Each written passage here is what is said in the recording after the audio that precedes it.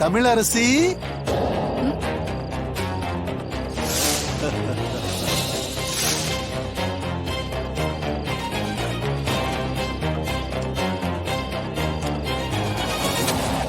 தமிழரசி ஜெயராணி,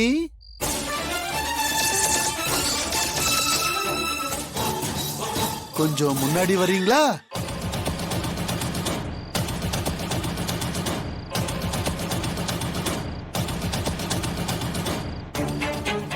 என்ன தமிழரசி செல்வரத்தினம் அவர்களே,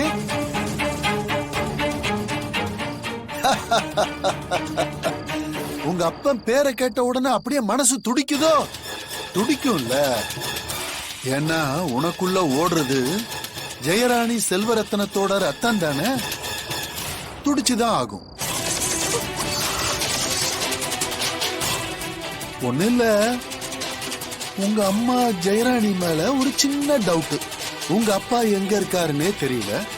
அதான் நமக்கு தெரிஞ்ச ஒருத்தங்கிட்ட கையில கொஞ்சம் காசை கொடுத்து ஜெயராணிய பத்தி, அதான் உங்க அம்மாவை பத்தி விசாரிக்க சொன்ன. அவன் காரைக்குடிக்கு போனவன் ஜஸ்ட் இன்னைக்கு இப்பதான் வந்தான்.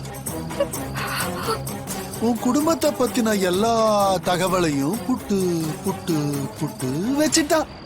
நீ தமிழரசி செல்வரத்னங்கிறது, உங்க அப்பா செல்வரத்னம் ஓடி போனது, உங்க கல்யாணம் நின்னது, அடடடடடா.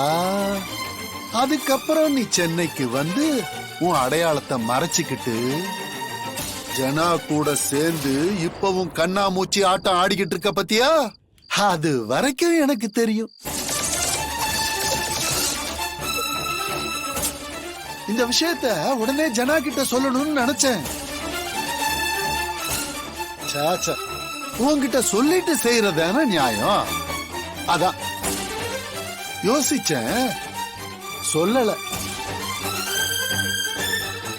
என்ன தமிழ், எப்படி நீ ஏன் நேரா போய் உண்மைய சொல்லிட்டு வீட்டை விட்டு போறியா, இல்ல வீட்டுல இருக்கிற மொத்த பேரையும் ஒண்ணு கூட்டி நான் தான் அணுகுண்டு கொளுத்தி பத்த வைக்கணுமா?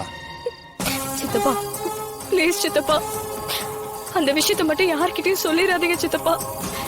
நீங்க சொன்னீங்கன்னா அதுக்கப்புறம் என்னால இந்த வீட்டுல வாழவே முடியாது. ப்ளீஸ் சித்தப்பா, வேணாம். நீ கெஞ்சறத பார்த்தா எனக்கு ஹெல்ப் பண்ணணும் தான் தோணுது.